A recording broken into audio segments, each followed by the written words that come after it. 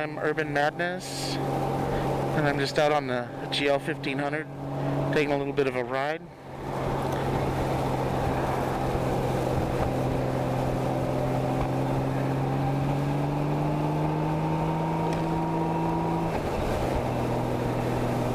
I'm sure people who are local to my area recognize this place. There's a train yard in Roseville. Pretty industrial out here. So, what am I doing out here on an old bike? This is an '89 GL1500.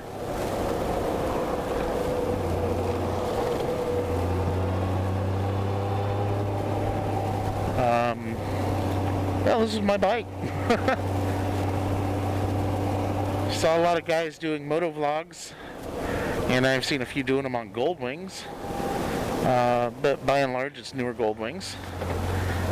There's like one guy I've seen doing a vlog on a 1500, and I think he's French. It's definitely not in English. But there's a lot of these particular bikes still out there. They ran forever. Again, this is an '89. I bought it with 105,000 on it about 4 months ago, and now it's got 107,000. I've ridden it a little bit, haven't ridden it a whole lot, not like ride everything else, because the weather's been pretty bad since I got it. Well, I got it and I didn't ride it for a while because the tires on it were horrible and I didn't trust them, so I put new tires on it. But of course that's not cheap on one of these, and the labor will kill you. Next time I'll do it myself, but I just wanted it done, so I spent about, on the front it was cheap. It was like $50 or something for them to put the tire on, you know, pull it off the bike and put it on the, you know, basically I bought the tire from them. They charged me $50 labor to put it on, drop the bike off, pick it back up. On the rear, I ended up going to Honda, and they charged me about, I believe it was $250 in labor for the rear. Plus the tire was about $200, I think. So it wasn't a cheap day, but it needed them bad. I didn't have the time to pull it apart myself. It's a big deal on this bike to do a rear tire. Probably about 2 hours to pull it apart and put it back together. You have to take the saddlebags and trunk off. There's a way you could do it just lifting them, but generally, yeah, you pull them off. But runs like a top. Except for my cruise control, which doesn't want to work.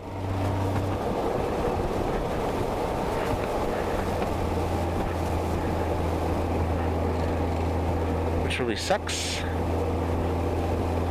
But there's probably this button over here is stick in, or that one's, there it goes. That's what it is. Buttons sticking, I gotta clean them. But it's an awesome little bike. Well, little, it's big. I mean, it's a water buffalo, but it's got about every creature comfort you could want, except for heated grips and heated seat.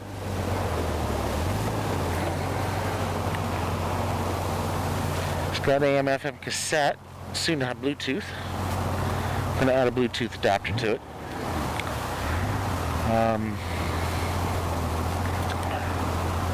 Give you an overview of the controls here.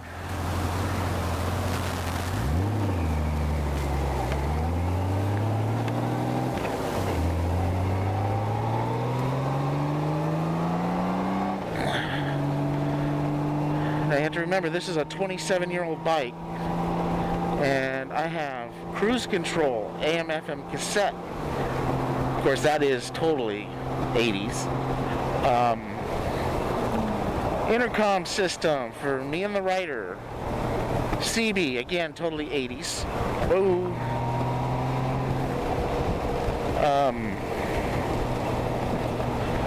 Let's see, cruise control, already said that. I mean, it's basic, but you're not going to find that on a lot of other bikes. I mean, you'll find it on Beamers. You're not going to find it on cruisers necessarily. You might find it on higher-end Harleys and Indians and of course BMW.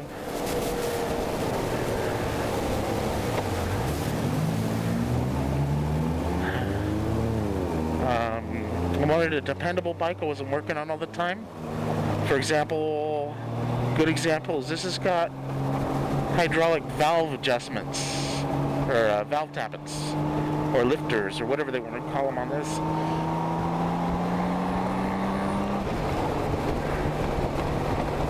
So you don't have to ever adjust the valves. That's huge.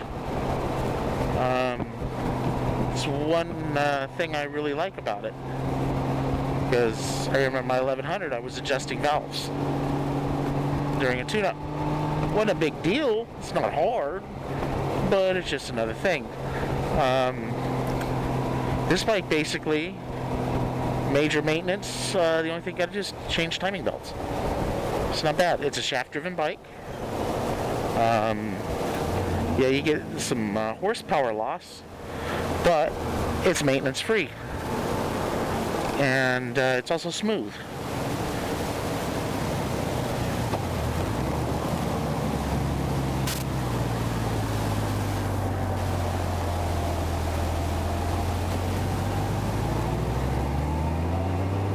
It's got tons of low-end torque.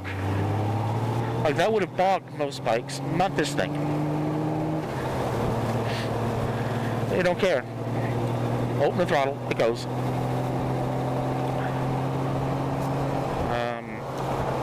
Tons of torque. Now, I'm not going to compare it to a Harley, and one of the biggest reasons why I'm not going to compare it to a Harley is I ain't ever ridden a Harley. The only thing I can tell you between this and a Harley, and why I'd like this a little better than a Harley, is I don't like loud bikes. I want something quiet. I want something refined.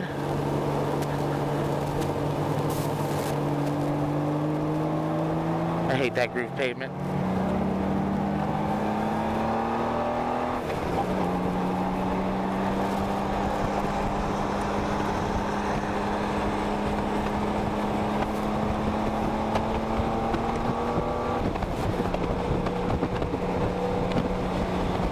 Nice thing about Goldwings is they don't get dumped around in the wind a lot.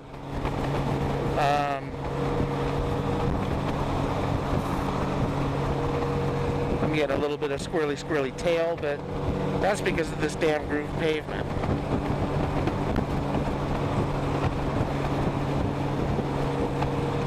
A little uneasy feeling. Interestingly enough, this is the only bike I've felt that on. Like right here, it's fine. It's happy here.